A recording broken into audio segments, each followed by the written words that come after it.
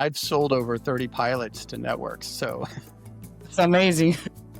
Like the number is crazy. yeah, they're all tough in their own way. And that's what people don't understand is it doesn't necessarily get easier. With Michael Jackson on a project once, and I'd go up to Neverland Ranch and hang out with him. And, I always had a soft spot in my heart for him. I remember once he's like, "Philip, do you want to pet my tiger?" And he has this massive tiger. And I'm like, "Sure." He has these two guys holding this tiger on chains. And I get a couple feet from this tiger, and the tiger's head is like huge. It's like, you can't even imagine. And I go, "I'm good, Michael." And he just started giggling. He said, I would never pet him. I just wanted to see if you would. And I'm like, "Thanks, Mom. You could have eaten me."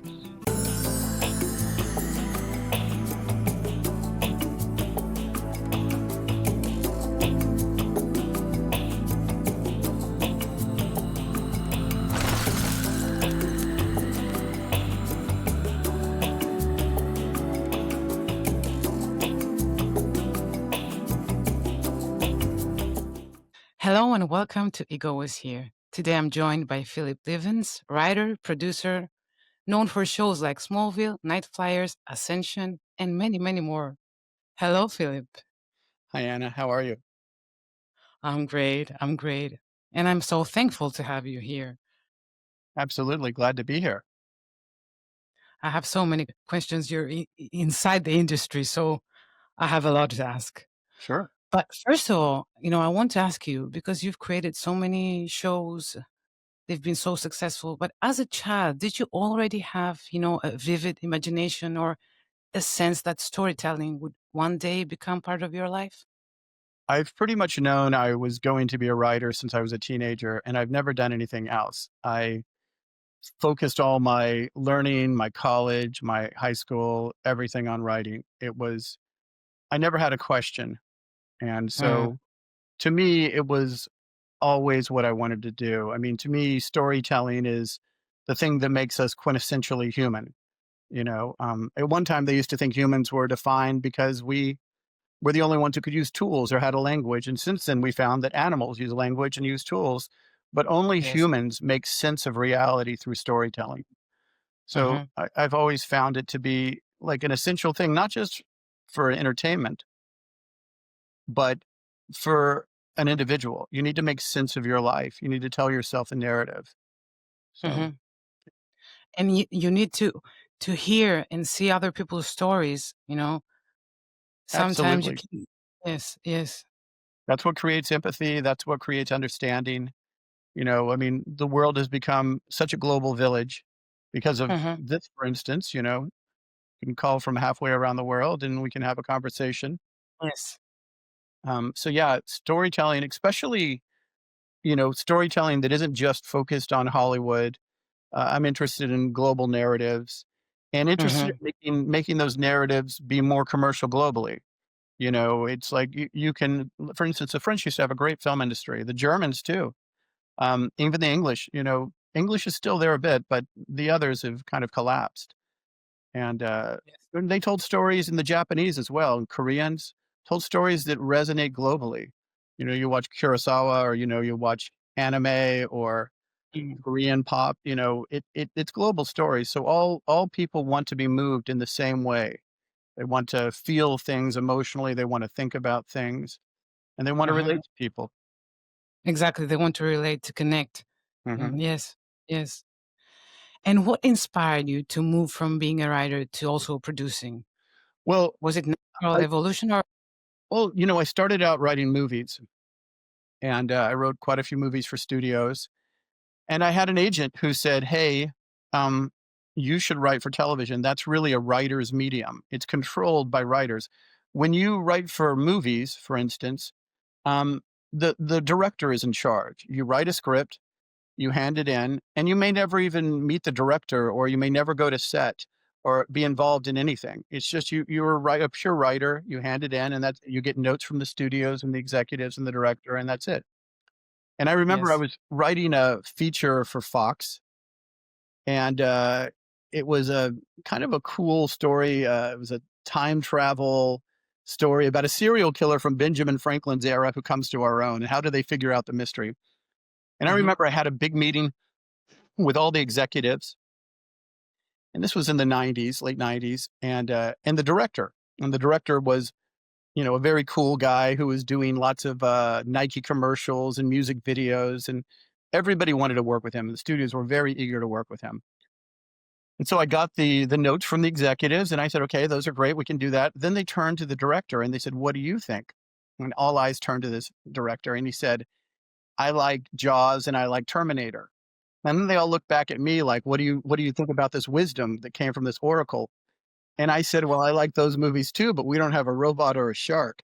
And when I realized like how very average so many people are in the chain of command, and you have to really take control Mm, of your own destiny. And by moving to TV, you control every aspect of it.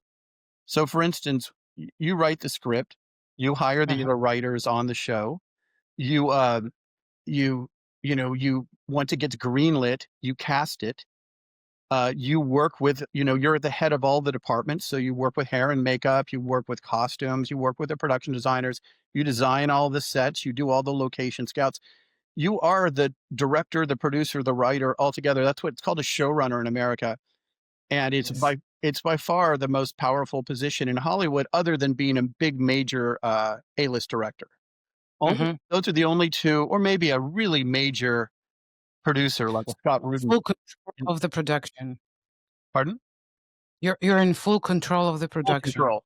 That's why it's like the sword of Damocles. Remember the story of Damocles where he says he has a guest at his dinner party, and he says, "Oh, I would love to be king." And he says, "Well, you want to know what it's like to be king? Come to the dinner party I'm having tomorrow and sit down, and we'll talk about it." And he comes back, this guy does, and he sits down on a chair, and there's a sword hanging by a thread over his head. And he said, "This is what it's like to be king. You can die at any time.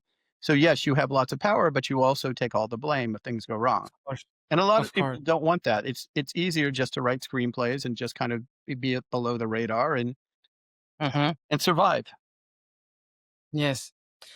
And do you find it easier or harder to stay true to your original vision when you're both writing and producing? Well, you've got to always remember the core of what your vision is, and that's what you sold to them. And but also it's a collaborative form. So if someone, I always say, like, you're in a writer's room. If the guy comes in and you've got a big whiteboard up and you're breaking story, and the guy is emptying the trash can, goes, "Hey, you know what you should do in Act 3 is move this guy there." And you go, "Great." It's like, I always say, you should say, "Abandon ego, all ye who enter here." It's like, to paraphrase Dante, it's like good ideas are good ideas. Bad ideas you have to fight, and not you don't fight them overtly. I always do like the extend and pretend. You just go, "We'll think about that." And then by the time, you shoot it, you're like, "Oh, sorry, we've already shot it." So TV moves Yes. so quickly that, Yes. and the executives in their defense who work in TV are so experienced. Like, you can have a film executive who may never have had a movie produced, but the TV executives have had hundreds of hours of TV, and they know, you've got multiple chances to fix it. You can fix it in the draft, you can fix it when you're shooting, and then you can fix it in editing, and you even post. There's so many options for rewriting. You really have four different shots at rewriting a thing. In fact, in TV, we always used to say it's not done until it airs. Then you finally have the final cut.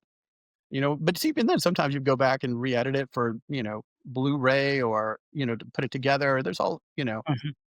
it's a Yes. it's a living medium, and it's very collaborative. So you do have to be very collaborative. You don't want to come off as like a dictator, because you'll just alienate people. And these people all want to do good work too.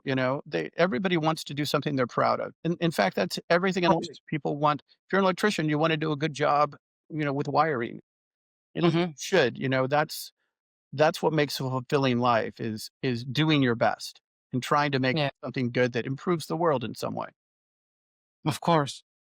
And looking back in your career, is there a project you still think about, one that never made it to screen, but you wish it had? Oh, many, many. I did a movie for John Malkovich that was based on a Patricia Highsmith book. She wrote, Talented Mr. Ripley, and for a long time that script went around Hollywood and was considered like one of the great unmade scripts.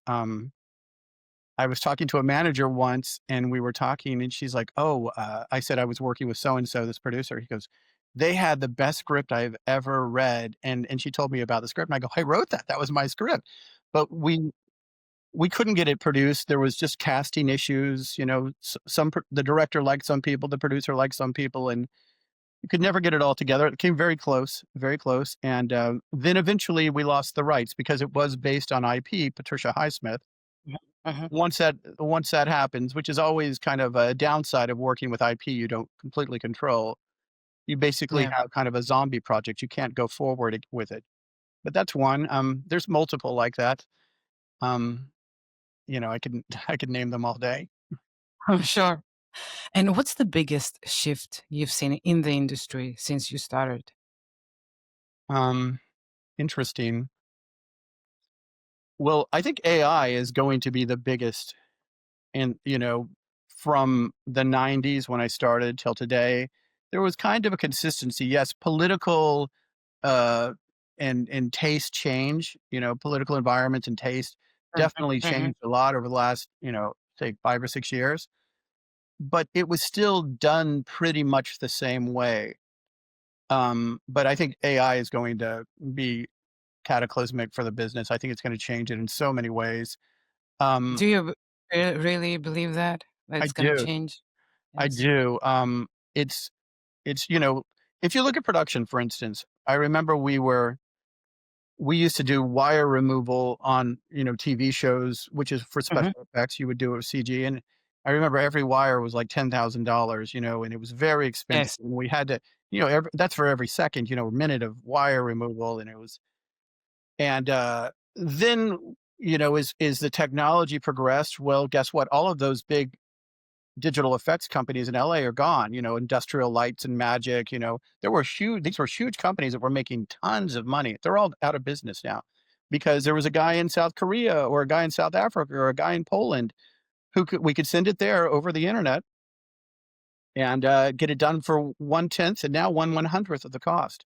And then it just Yeah. moved from that to CG, and now it's moving from CG to AI. So all of them are cost lowering effects that are going to have profound effects on the business. I think one of the things that AI is already doing is I think it's going to devastate the executive ranks.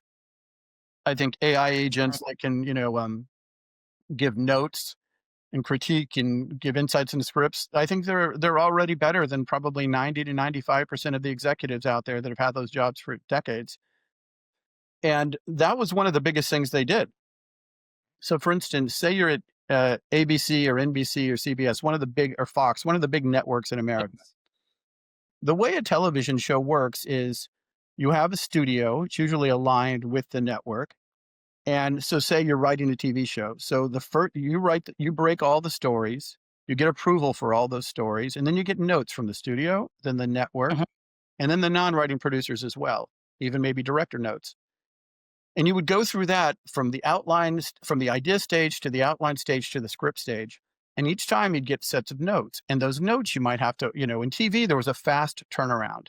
And in features, it could take weeks. I mean, Mhm. now you put the script into an AI and it gives you 30 seconds. You've got really good notes that if you ask the right questions, will even improve and improve and improve. Ye Yes, yes. If you're right, you ask the right questions, yeah. Yeah, you ask the right prompts. And so, one executive can do the work of 10. You just don't, because the main thing they did was give notes. They would also go periodically on set, but they really weren't physical producers. So they wouldn't know like how you can do a lighting fix or a stunt setup. That wasn't their strength. Their strength was giving notes. And, Mhm. obviously also, just knowing everybody. It was kind of like they were mediators that brought everyone together. If the director had a problem, they'd go to the studio and the studio would try and talk to you. And so Yes. they're mediators and people persons. You'll still need that personable middleman. But the main thing they did was notes. And I don't see that ever coming back. I think that that's just in my business, the first practical step is changed because they did sign the studios in America signed an agreement with the Writers Guild of America, which is I'm a member of, where they can't use AI to write the scripts. They didn't do anything about not using AI to give notes. And so Yes. that's going to devastate the executive sort of branch in Hollywood. I don't see any way around that. But I mean, that's just the first rudimentary step. AI, as they always say, is the worst it will ever be right now. And AI, especially in America, is a massive revolution. And people, there's just hundreds and hundreds of billions, trillions of dollars being pumped into it on a scale that there's nothing comparable in Europe or even Asia, I mean, except for China. The Chinese and the Americans are both in an AI race, and it's going to change the world in every facet of the world. And we don't necessarily know how it's going to come out, but there's already multiple AI movie studios that are forming or trying to form in LA. Mostly they're not very good right now. The stuff they do isn't very good. But it's again, it's early on, and we'll see. Yeah. One of the Yeah. things I think the guilds will insist on is limiting AI for actors. So I think actors will always have a future, at least among the Let's hope.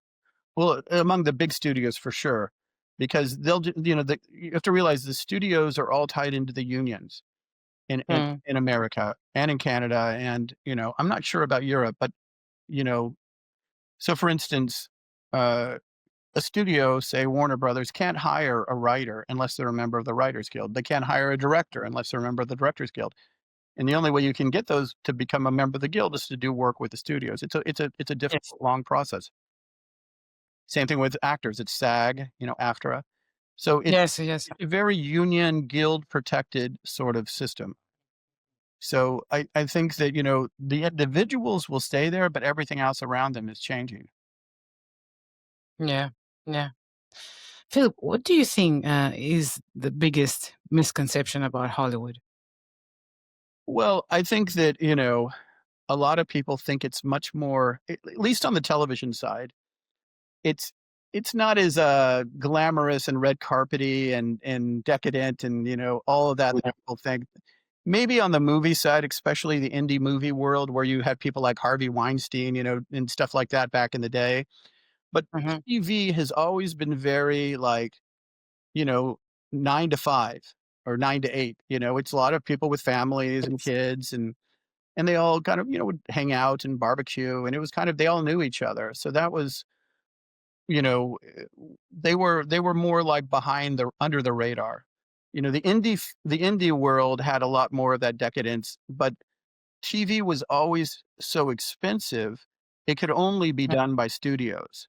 Because a movie, you can say, okay, I'm going to do this independent script. I'm a producer. I've got $5 million from, selling weapons, like like the guy who started Regency, right? I mean, he was a weapons dealer, and or there were some of these other guys that had very shady money sources, but they could become big producers because they would do one movie and say, oh, it's anywhere from 5 to $40 million, right? They could get that money. But a TV show, a network television show is 22 episodes, and each episode is 5 million. It's in the hundreds of millions, and Yes. Yes. there's so much weighing on it that only the studios could take that risk because they had a library to offset losses. So one of the biggest studios for doing deals for many, many years, even today, was Sony. And that was because they had $1 billion from Seinfeld. They could afford Mhm. to take losses. Yes. So that's one of the TV world was smaller and insular in that sense. The film world, which I don't really work in as much as I used to, is there were always lots of more, I don't know, colorful characters. Let's just Yeah. Let's just put it that way. And if you could change one thing about the industry, what would it be? I think the best thing would be to try and keep politics out of it. I think that that's really Mhm. taken the agenda in the last 10 years, and it's caused so many bad choices in IP. A lot of, what people call woke, a lot of that stuff was done in the last 10 years, and it just all failed because they were picking things based on ideology as opposed to what people want to see. And it's caused, you see a lot of the turmoil in the studios are getting sold and going close to bankrupt. It's because they spent hundreds and hundreds of millions of dollars on IP that nobody wanted to see. if you can just keep it pure politics, Hollywood always worked best when it was free of politics. Most people in Hollywood traditionally were Democrats, but they would do Rambo. They would do, Arnold Schwarzenegger movies. They would do kind of masculine movies you would think are Republican movies or whatever. They didn't care. All they cared about was making money. And what happened was those individual studio heads and owners all got bought out by big multinational corporations.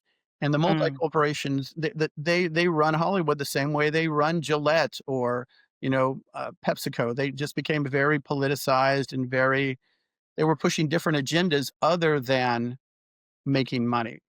To yes. Hollywood traditionally is about entertainment. And entertainment is from the Latin. It just means to grab a hold of, to grab you and hold you there, to tell you a story and hold your attention. Mhm. But when you're lecturing someone for the right or the left on any subject, people get bored. They don't, nobody, you have a hard day working. Maybe you're a plumber or an accountant or whatever. You come home, you feed the kids. You don't want to be lectured to. You want to see something entertaining, makes you laugh or makes you scared or excited or whatever. I think that was a big mistake.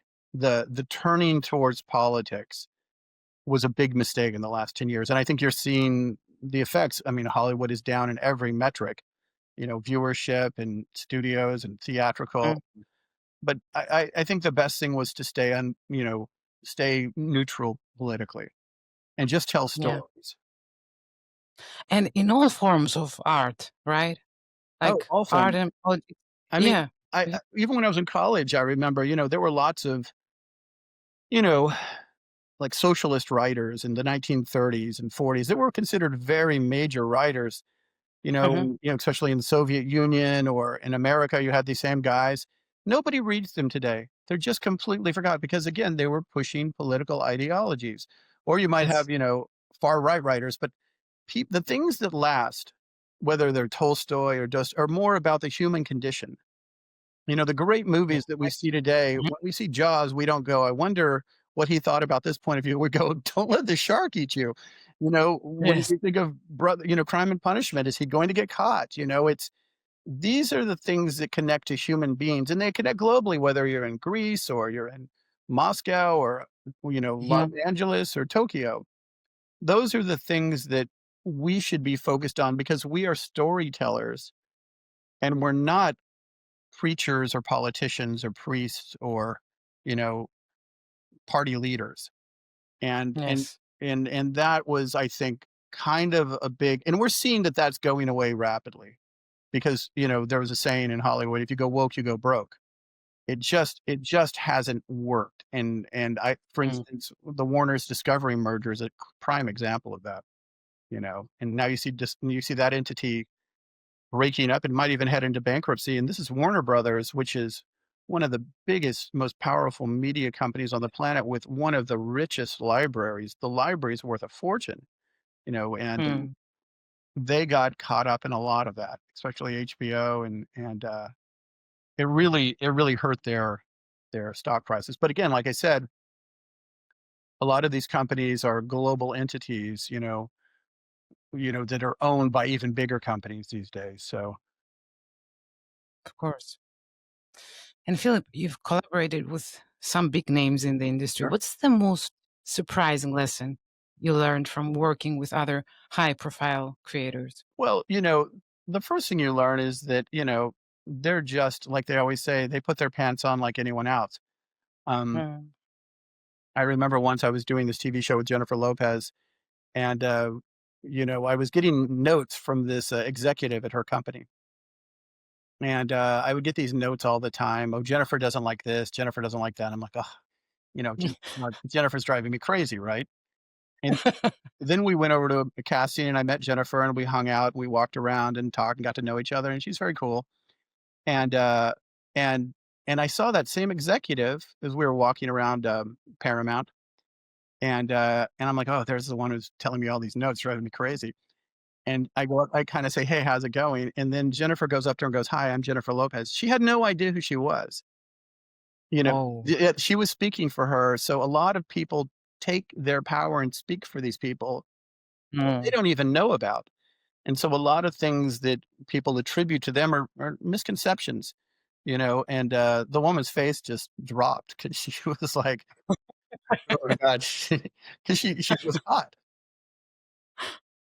And how was your experience working with Jennifer Lopez? I like Jennifer. I remember I remember thinking she was very chill and cool. And then I remember going on to the night show with her and seeing the army of people that she has, hair and makeup and security. I was like, wow, you exist in a different realm altogether.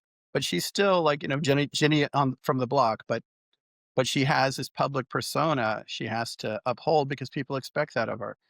And but whenever I've met, and I've worked with lots of people like that, I've never had any issue with anybody at the top. They're always very chill. The ones you have to worry about are the ones that are, in the middle who want to get to the top.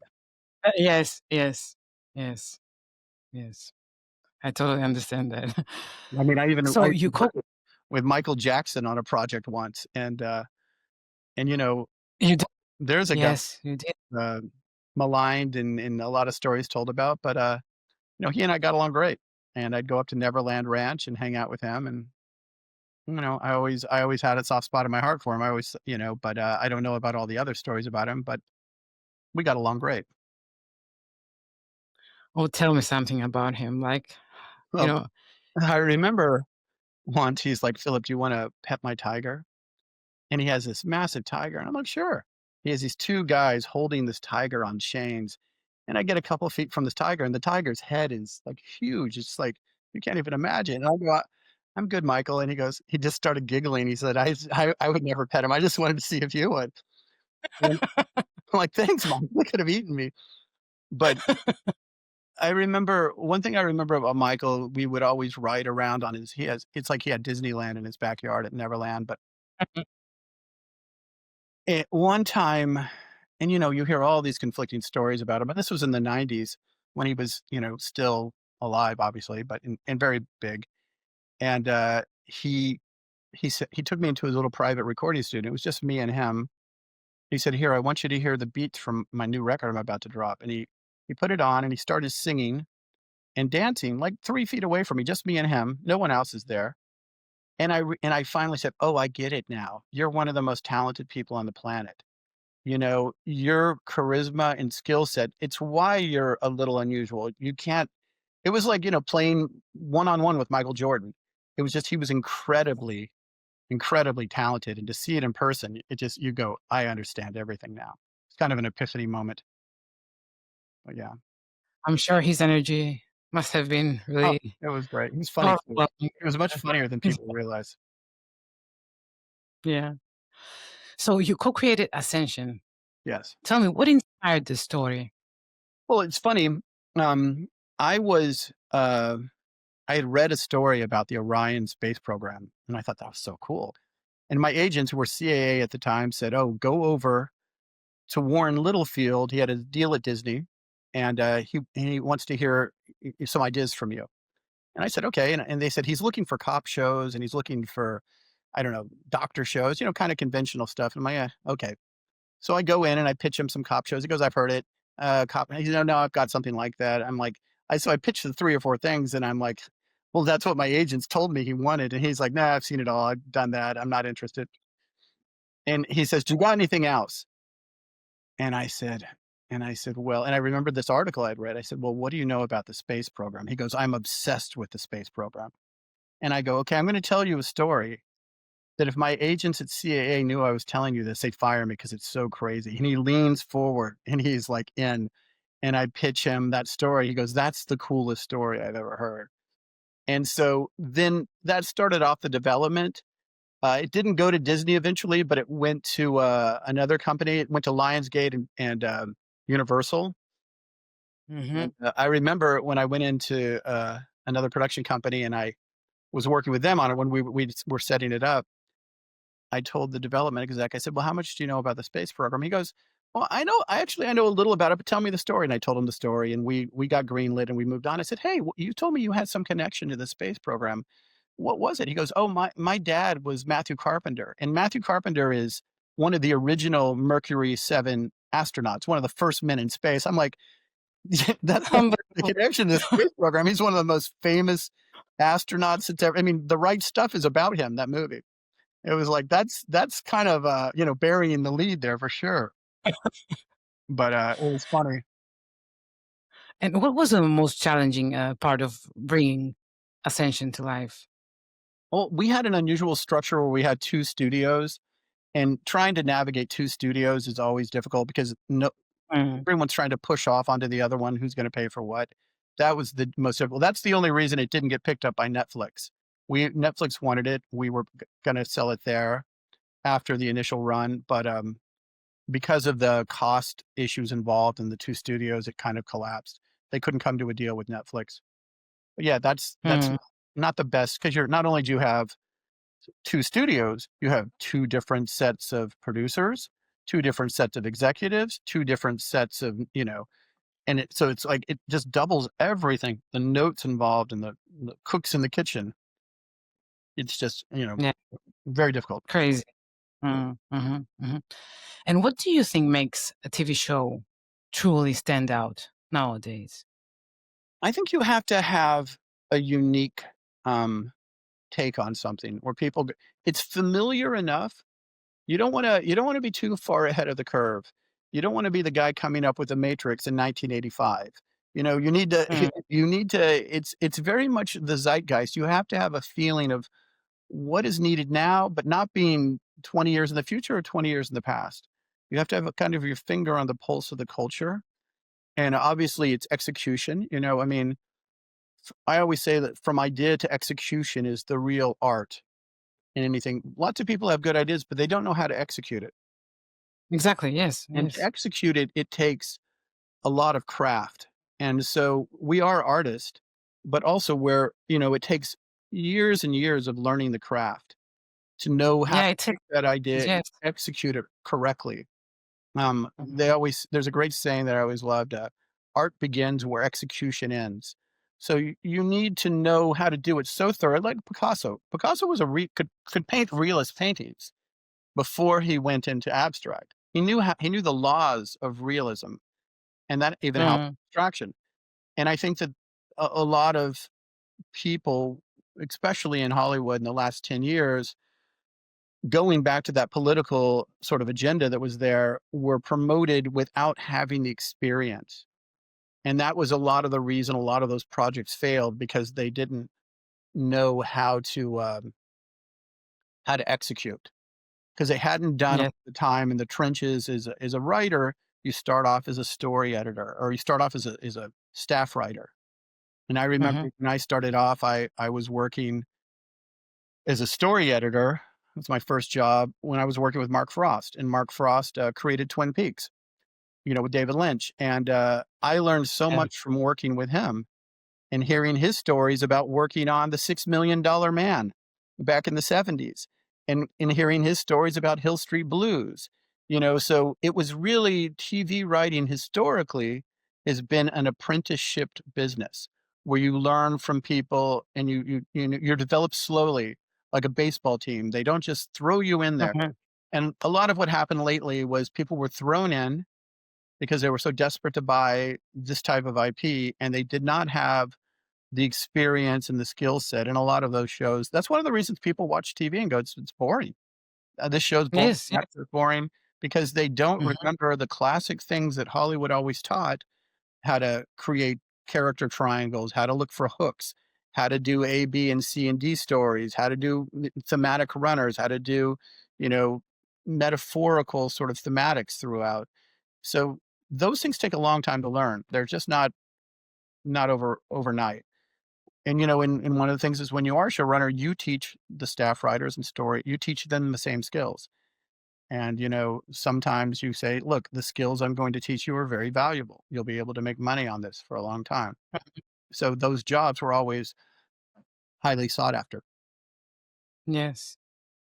And looking back, what would you say that has been your best moment in the industry, and what has been the most difficult you can Well, remember? well, I would say maybe the best moment was when we were doing Smallville. And Smallville was considered, people thought it was going to fail. and collapse. And I remember we were working really hard on that, and we were just working like round the clock. And we finally finished the last episode of season one. It was a cliffhanger, and I wrote it with I think another writer, and we thought, oh, good, thank God we can take a break. And we all like just wanted to just collapse for a week. But then we had to go to a thing called Comic Con, which is in San Diego, promote it, Mhm. the new season, and it was the way people were responding to it was insane. We just had they had a huge theater and it was sold out and everybody was obsessed with it. And we didn't know because we were very much in a bubble just working on it and Of not course. realizing what a phenomenon it had become. It was on the cover of Rolling Stone. It was, it was everywhere. And it was a huge hit. And it really started off the modern comic book narratives. Everything after that, from Flash to Green Arrow to all the other shows that were on the CW, all of those shows, all the Marvel shows, they all came from Smallville. Smallville, we created the template of how to tell modern superhero TV shows. And, it was not easy. A lot of it was just like, "Well, let's try this." And it worked, you know? And, so that was kind Yeah. of, when people came up and they were like, "So what happens in the part 2 of this?" And we literally hadn't even thought of it. We put him up in the air, he was caught in a tornado, and we didn't think about what happens. How's he gonna get down? Is he gonna and people were obsessed with that, and I was like, "Wow, it's really interesting the way you can impact people with these kind of these stories," and Of people course. they were moved by Clark's predicament because we made him like the outsider. We made him like the kid, even though like Superman's really like a god, we made him the kid that no one understood and had to have all of these secrets and didn't feel like he fit in. And people Mm. related to that. They're like, and also people want to think like I may not fit in, but I have tremendous potential within me. And so Yeah. it spoke to people. Wonderful. Yeah. Yeah. As a and what was the most difficult one or the most challenging Um, well, let's see. moment? Well, whenever shows are canceled, it sucks. I mean, there's just no doubt about that because, you're walking through the set and you have, hundreds of people are relying on you for their jobs. Literally hundreds, like, am I going to pay my mortgage? And they all look at the showrunner and go, come on, boss, don't F this up. So that's what it really is. It's not about you. Mm. It's about other people. You feel responsible for them. You want everyone, you care about them like they're all a big family. So that I would say is the hardest thing because it doesn't just impact you. You can have personal successes, Yes. failures, but it's when it's other people, I would say that hurts the most. Mhm. Yes. And what was your toughest, story you've ever tried to tell, and Oh, what made it challenging? wow. I mean, I've sold over 30 pilots to networks. So It's amazing. Like, the number is crazy. yeah, they're all tough in their own way. And that's what people don't understand is it doesn't necessarily get easier. I can tell you the easiest ones. I've literally had a meeting just before where just a general meeting, and I went in and just would make up something on the spot and go, "What if we did this?" And they go, "Great, we want that." And then as you're walking out to your car, your agent calls and says, "They want this, and they're going to pay a lot for it." You go, "Great, I just literally made that up." And those are the lucky ones. The farm. I worked with a guy named Jason Blum who does a lot of horror movies, and Mhm. he said, We're in the business of monetizing ideas." And I always like that, we're monetizing ideas. We don't make things physically. We make ideas and then we sell those ideas. But those ideas in a weird way are just as physical as making a chair or a pair of shoes. So like Yeah. I said, there's a craft element involved in it all. Mhm. Mhm. And when you hit creative blocks, how do you push through? Well, I don't really have creative blocks because I always say like, if you're a professional, you can't afford them. You know, um, Hmm. there was a basketball player who used to play for I think the Knicks, and he used to say the difference between a professional and amateur is a professional plays whether he wants to or not. You know, Or not? show up every night, and I always liken it to like we used to call it the elephant theory. you're working on a story or a plot, and there's a carpet and there's an elephant underneath the carpet, and it's like, what are we going to do? You have this beautiful carpet, but there's an elephant stuck under it. And what you do is you just keep pushing the elephant, pushing it, pushing. You keep working. You don't go, what are we going to do? You just keep, well, let's work on this part and let's work on that part. And eventually you push the elephant out and it's all smooth. In fact, there's Yes. another elephant analogy. It's like, you know how you eat an elephant? One bite at a time. And, Yes. and that's what you do. You just keep working on it, just keep persisting. And a lot of that is knowing, okay, I've got an outline, I've got a good idea. And also a lot of it is experience going, I know I've done this hundreds of times. I know I can do this. It's that confidence that comes from experience.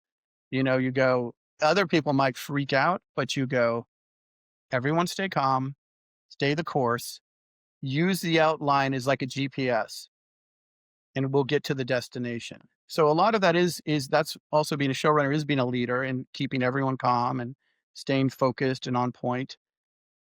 And so that's a big part of it. Yes. I wonder if you could adapt any book, graphic novel, or real life story into a series. Well, it's What would you choose and why? uh, I mean, there's literally hundreds of them. In fact, I actually think that AI is going to be very helpful in adapting some of the very cool classic sci-fi novels that we've never been able to adapt because they would cost $1 billion. But Ah, I'll yes. give you I'll give you a funny story. Once there's this it's a management company here, and they specialize in lots of graphic novels and comic books, Hmm. stuff like that. And I had a meeting with them. It's called Circle of Confusion, and they said, "Here's a stack of graphic novels. Read them all, and let us know what you like, and we'll sell them." And I read them, and there were some were interesting. They were like, kind of medieval Japanese things or this or that, and I enjoyed them. Some of them weren't good. But there was one I said it was great, but it took me a while to get through them all, like a few months because I was doing other things and whatever. And finally I said, "Oh," I called the guys back up and they say, "What did you think?" And I said, "Well, most of them didn't really I didn't really see them as TV shows, but there's this one that's absolutely a TV show, and I want it." And I said, "I think it's gonna be great." And they're like, "Great, what is it?" And I said, "It's called Walking Dead." And they said, "We just set that up with Frank Darabont." And so, I mean, there's $1 billion right there. But, yeah, that one you go, "Oh, that one I should have," that was crazy. Do you feel writers and producers have a responsibility to shape culture, or is it only their role to simply entertain? Well, I think that by entertaining, you shape.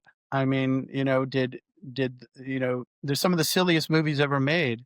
Were not serious movies, they were just entertainments, but they shaped culture. With Star Wars, was did that shape the culture? In a lot of ways it did. We still look at, the Force and Darth Vader and evil and darkness and, but when Yes. Star Wars was made, it was like a kids show and people working on it. What was the famous Harrison Ford line? He told George Lucas, he said, "You can write this shit, George, but you can't make people say it. It's not gonna work." And I remember I met George Lucas. He wanted to talk about a project and he liked my work. And I'm like, well, I kind of like yours. Yes. And we were talking, and this was before he sold it to Disney. And I said, "Well, what studio do you want to go to? Where do you want to set this up?" He goes, "Oh, I'm just going to do it myself." And I'm like, "Oh, that's right. You're worth $2 billion. Now he's worth 6 billion, but then he was worth 2 billion. He can do whatever he wants." But those were the interesting. We've met a lot of interesting people like that over the years, and I do think that Yeah. you have to kind of. It goes back to what I said before. You kind of surf the wave of the zeitgeist. So you're riding in it and you want to entertain, but by the act of creation, you end up shaping. So the two are inextricably combined, but you don't sit out to go, "I'm going to shape the culture and make them Yes. more Of course. A, B, Yeah. and C," because what you do then is you do those kind of didactic 1930s socialist novels. You know, Mm. it's like nobody wants to read, The Jungle by Upton Sinclair anymore. He's talking about meat packing, and it's like It's like that stuff, it doesn't work. The stuff that's eternal, whether going back to the ancient Greeks or, to Goethe or to Tolstoy, it's eternal because it's about the human condition, and that's what I mean, even Epic of Gilgamesh, you go back to the very beginning of written narratives or narratives that were written down, and we're following Gilgamesh's adventure, and we feel for Gilgamesh. That's why it works. Mhm. And Philip, how has fatherhood shaped your perspective on life and storytelling? Hmm, it's an interesting question. I think I think when you have children, you just again, children is kind of like what we were talking about with employees and workers and stuff. It's the ultimate responsibility, You really realize that, like, you know, you're not the end all be all, and it just kind of keeps everything in perspective. And it's an interesting thing because I see lots of people these days in their 40s and 50s and 60s in Hollywood, in New York and Hollywood and Los Angeles, that don't have children anymore. And Mhm. and they don't ever understand that it's not all about me. It's very hard to ever get out of the ego, if you don't have something that's more important to yourself than you. Than you, yes, And once you have yes, children, there's never even a question that your children are more important than you. You would give your life for them. So of course. it puts everything in perspective. And I think the current sort of, and it happens in Europe and in America, there's just very low birth rates, and people aren't having children as much anymore. And I think it kind of leaves people, maybe men in particular, in a state of prolonged adolescence. They never really can grow up without becoming a father or, a husband, or those things are, maybe I'm traditional or whatever, but I've seen it. I've seen it in a lot of people. And it's, I've seen it as yes. Mhm. you know, Yes. I know what you mean. Yeah. Yeah. And Hollywood, of course, is known for being highly competitive. yes. How have you experienced that side of the industry? Well, it's competitive, but also, you're really competing against yourself. It's not like what you do is unique, right? So what you do, no one else can do. Other people can do the job, but they can't do it the way you would. Whereas if you're a tile guy, you're going to tile that, you're going to do it the same way as 100 other people. Now, you may come in with a lower bid or a guarantee or whatever, but it's the same thing. When you come in to do, no one will ever do it the same way. And that's why AI is so bad at storytelling, writing right now, because it just does the most generic stuff possible. And Mm, writing comes from life experience and connections that only you can make. So, but on the other hand, it's a very competitive business. I mean, I've been a speaker at many writing conferences, South by Southwest, Austin Film Festival, things for the Writers Guild. And I would always tell people, like, look, this isn't easy. And I would say, if you can do anything else, you should probably do it, because the people who succeed think that way. They think, mm. I'm either going to make it or I'm going to be homeless. They burn their boats. Like, they used to say, that's how on the expedition, Yes. they Mm. land on the country, they burn their boats. We're here. And, I had friends that were in college and they're like, oh, well, I want to be a writer, but I'll get a law degree as a backup. Well, guess what? They all became lawyers. You can't have a backup. You have to say, this is what I want. And I have a burning passion and desire, and I'm going to do it no matter what, because the people you're competing against have the same mindset. So Yes. that's what I would say. It's not so much the competitiveness, it's you, What are they, that old cliche? It's not the size of the dog in the fight, it's the size of the fight in the dog. You have to have a lot of fight in you, and you can't give up easily. And what was the old there was a producer who, Is it I'll tell you a funny story. The producer told me, he said, look, Hollywood is those cartoons where you see a character get its head lopped off and then they just pop up another head. So that's what yes. you have to be. You just have to grow another head. You have to take the defeats and grow another head and go back to the fight. Yes. And is it more about talent, public relations? Is it a mix of all? Um, I tend to mix. I've definitely met people who've succeeded who haven't been very talented, but usually they're not creatives, they're executives. They have more just ambition. And, if you have enough ambition and enough energy and, you know the right people and you work hard enough, you can usually, at least historically, succeed. But eventually you have to have talent too. You have to, bring something to the table. Hollywood is one of the few businesses yeah, in America that nobody cares where you went to college. You know, in fact, all the years I was there, been here and working and doing projects, no one has ever once said, "Where did you go to college before you get this job?" "Oh, well, did you go to Harvard?" Nobody cares. It's A lot of people didn't even go to college. It's just simply, can you do the job? And and in of America, course. it's very credentialed. It's like, "Oh, I went to Harvard or Yale," or you never hear anyone in Hollywood telling you. And the only ones I've ever met who will tell you is if they went to Harvard. They're like, "Oh, I went to Harvard," because they have to get that out because they spent so much money. But most people don't. They don't. Because it doesn't Yes, matter one bit. You can't learn in college what you do here. You cannot learn it. You can take classes in it, but you can't learn it. of course. Yeah. Yes, yes. Studying something and then doing it in real life It's is very different. totally different. And, and the Yeah, people teaching yeah. it at Harvard or Princeton or Yale or Berkeley, they're not as they're people that aren't in the field doing it. So if you work on a TV show, you're working with working writers who actually do it, not talking theoretically. I remember once I went to a graduate program to speak to the students. And then afterwards, I had a dinner, or maybe it was before, I had a dinner with all the other professors of film and television there.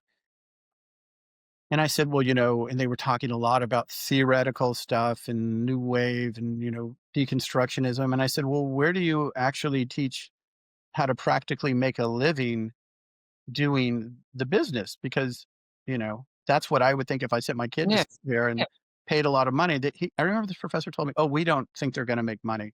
We just want to teach them how to think about it critically. And I'm like, well, if I were a parent sending my kid here, I would want them to make money. I said, these are practical skills that you can learn. There's things you can teach that will help them get jobs. But the stuff you're teaching is Of course. only for like professors and graduates. Nobody cares. Nobody wants to hear this Yeah. in Hollywood. If you start Yes. going into a meeting at a studio and talking about theoretical criticism and post-feminist Marxist, deconstructionism and how it relates to the film, they're just going to go, "What are you talking about? When does the bad guy come in?" It's like it, Yes. so I think a lot of the film programs in America really are way off point. They don't know what they're doing. They're not teaching stuff that Yeah. should be taught. You'd be better off And what does as a teenager and yeah, working. of course, of course. Philip, what does success mean to you?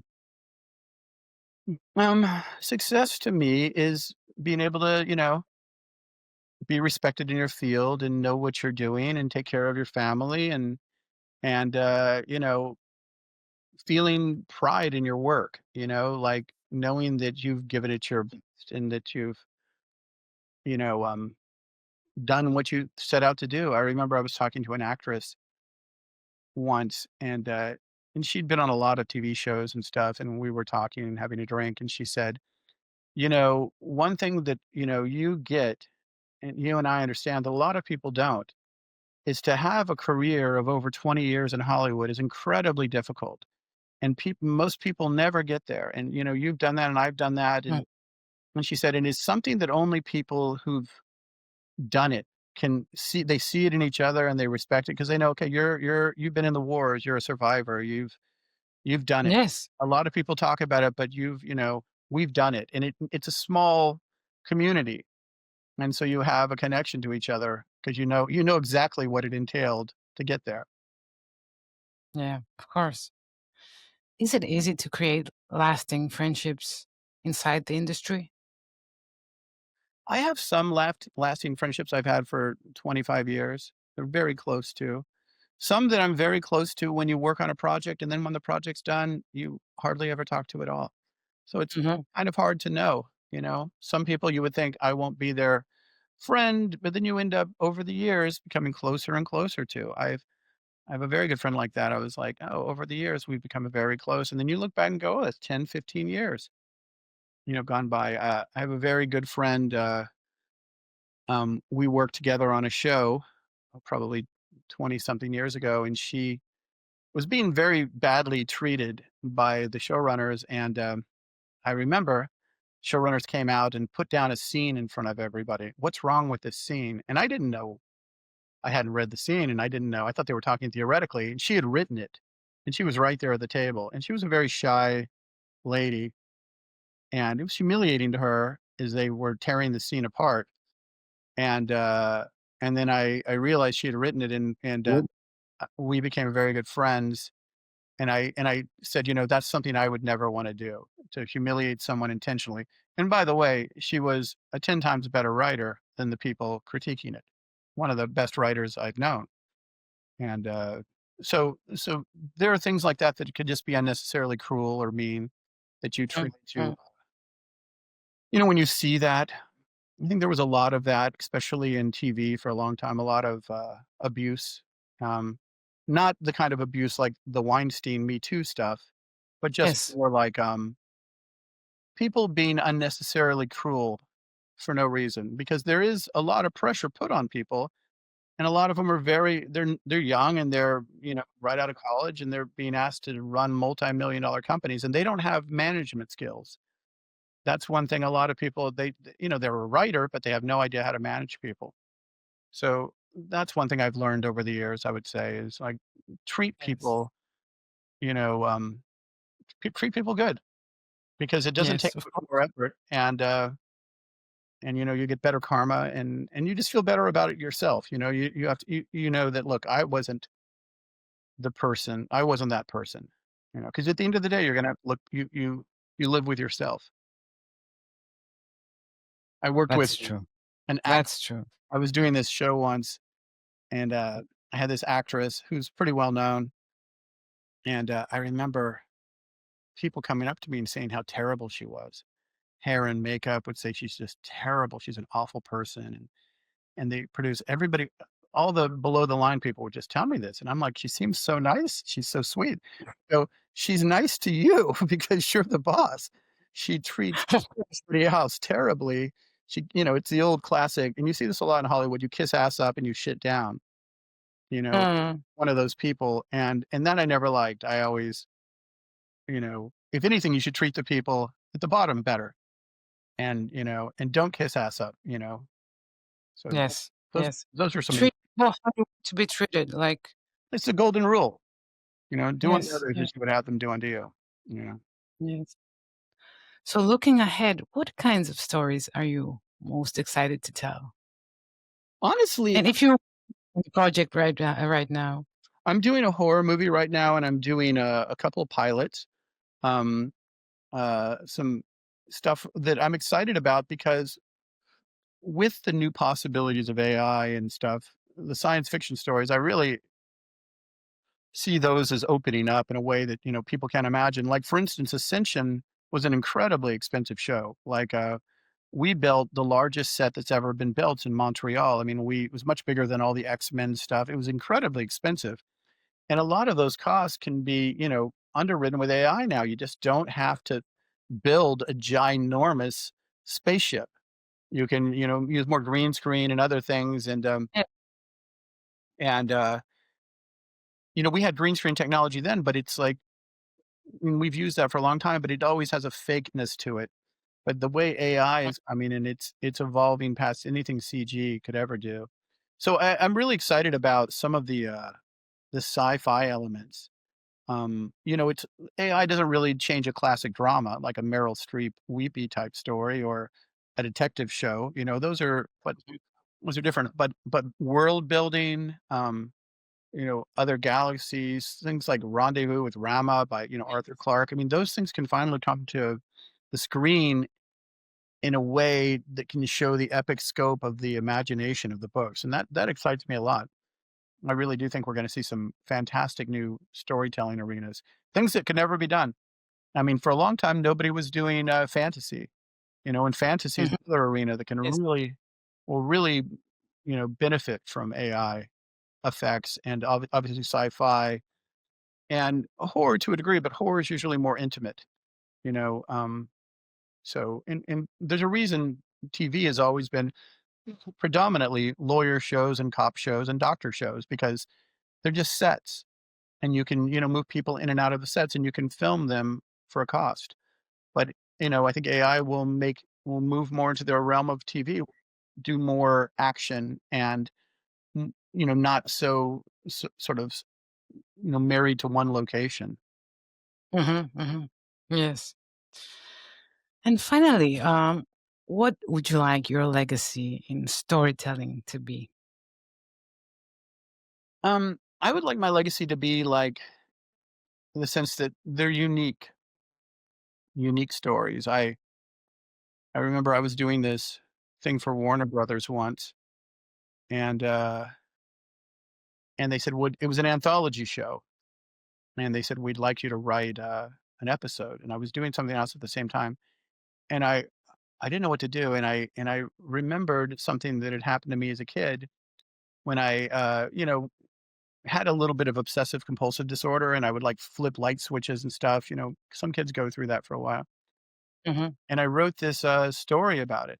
And I thought, well, they're going to think this is insane. And everybody loved it. They were like, this is one of the most unique, original things. This is what we want the whole show to be like. And you think about that and you think this is something that when I was a 12-year-old kid and I was dealing with by myself, I didn't want to tell anyone that I thought these actions had permutations beyond what they were, that that you get locked in these ways of thoughts. But I wrote it out into a story and we filmed it, and it where the guy thinks that his actions control the world, and he's talked out of it by a psychiatrist, and the world starts to come apart. And it's like it's kind of redemptive. So I would like people to remember, like, every story I ever told always had a very personal element. Like when I would write Smallville, I would always write Lex. I would always give him quotes about ancient philosophers or the ancient Greeks or something. And then I remember once we were going to production, and I wrote this line about Alexander the Great. And I remember my friend, the one I told you about, who was later treated badly on the show. She said, "Philip, you can't say that. You're going to have millions of kids thinking Alexander the Great said that, and he didn't." I said, but he would have if you thought of it. And it ended up in it, and to this day, people probably think he said that. But I would like, Yeah, I guess what I'm saying is that, like, all of my writing, even if it was genre based or action or whatever, it was all me. Every mm, element of me was in there. The way that world was viewed, it was like trying to record my time on Earth, my impressions that I had about reality. They're in there. And some days I think, well, someday my kids will go back and look at this stuff when they're older. They see it on one dimension now, that this is a horror story or a superhero story. But someday they'll go back and go, "Oh, that's dad. I know him, and that's him in there." And so you are making yourself immortal in a way, at least for people who know you. But for other people, it's just a story. Yeah. for sure. For sure. And what are you doing now? What are you up to? Like you said you were working on a project. I'm doing a horror movie right now that's very scary. I've done horror movies, Oh, and uh, it's interesting. It's kind of about having children, and some of the things that I've seen about that over the years. I'm doing that, and I did a pilot, a kind of a Desperate Housewives pilot that my agent's taking out right now, and we're talking to studios and about that, and it's one of my favorite things I've ever written. And it's a little edgy for network TV, but it's a lot of fun. And those are the two main things I'm doing right now. I'm doing other things always. I'm sure. So, Philip, you have to promise that we will make a part two. I always say that. Please Anytime. promise, because I have so many questions, but always the time is limited. So Of thank course. you so much. Thank you for being Absolutely. here, Thank you. for sharing your wisdom and all these stories. Anytime. It was And great. for all of you, thank you, thank you. So all of you, remember, ego was here, you were here, and that's enough.